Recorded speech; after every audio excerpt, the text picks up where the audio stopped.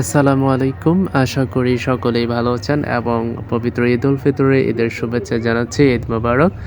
বন্ধুরা দেখতে পাচ্ছেন ঈদে সবাই বাড়ি ফিরছে এবং দেখতে পাচ্ছেন ট্রেনের মধ্যে কিন্তু উপরে নিচে এবং দরজার মধ্যে কিন্তু ঝুলে কিন্তু অনেকে ঈদে বাড়ি যাচ্ছে। কেননা বছরে ২ টি ঈদ যখন মুসলমানদের মধ্যে চলে আসে তখন কিন্তু যত বাধা বিপত্তি আসুক না কেন সবাই কিন্তু ইচ্ছা পোষণ করে যে সবাই বাড়ি ফিরে যার যার পরিবারের সাথে ঈদের আনন্দ কাটাবে, পরিবারের সাথে সময় কাটাবে এবং আত্মীয়তা সম্পর্ক বজায় রাখবে। দেখতেই পাচ্ছেন কোনো ভয় বাধা বিপত্তি কোনো কিছুই কিন্তু বর্তমান মানুষকে বাধা দেয় না। কেননা দেখতে পাচ্ছেন ঝুঁকিপূর্ণভাবেও কিন্তু তারা ট্রেনে যাতায়াত করে কিন্তু তাদের যার যার গন্তব্যে কিন্তু পৌঁছাচ্ছেন এবং হাত দিয়ে কিন্তু তারা ইশারা দিচ্ছেন যে তারা কিন্তু আনন্দেই বাড়ি ফিরছেন। আর এবারের যাত্রা এরকমটা হবে সেটা কিন্তু কল্পনার বাহিরে।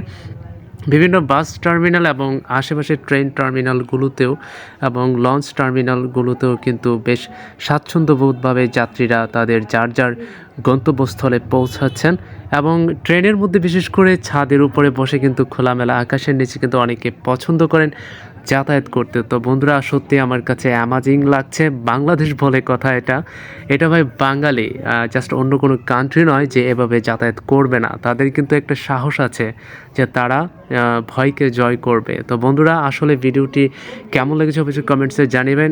আর এভাবে কেউ বাড়ি ফিরেছেন কিনা ট্রেনের উপরে ঝুলন্ত অবস্থায় অথবা ট্রেনের ছাদের উপরে করে কে কে এভাবে বাসায় ফিরেছেন অবশ্যই কমেন্টসে জানিয়ে দেবেন। আর ভিডিওটি ভালো লাগলে চ্যানেলটি সাবস্ক্রাইব করবেন এবং ভিডিওতে একটি লাইক করে দিবেন। আল্লাহ সবাইকে ভালো রাখুক, সুস্থ রাখুক এ প্রত্যাশা করে চলে যাচ্ছি। খোদা হাফেজ। আসসালামু আলাইকুম ওয়া রাহমাতুল্লাহ।